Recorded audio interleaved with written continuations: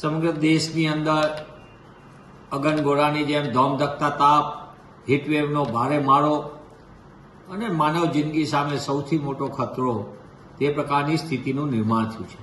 ગુજરાતમાં પણ હીટવેવનો ભારે તાપમાન 45 ડિગ્રીને પાર અને સતત રેડ એલર્ટ હોય તે રીતે અનેક પ્રકારની જાહેરાતો હવામાન ખાતા તરફથી આગાહી કરવામાં આવી છે. લોકોની પરિસ્થિતિ ગંભીર. 12 વાગ્યાથી 4 વાગ્યા સુધી માનવ જિંદગી બહાર નીકળવું મોટું મુશ્કેલ, ભયજનક અને એવા સંજોગોની અંદર જે રીતે લોકોના જીવ જઈ રહ્યા છે, એટલે કે ગુજરાતમાં છેલ્લા 5 દિવસની અંદર 20થી વધુ લોકોએ જીવ ગુમાવ્યા છે.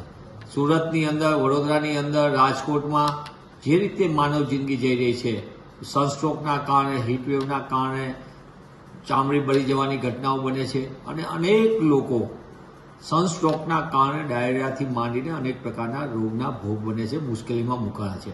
હજારોની સંખ્યામાં દર્દીઓએ દવાખાનામાં દાખલ થવું પડે છે અને તબીબી સારવાર લેવા જવાની ફરજ પડી.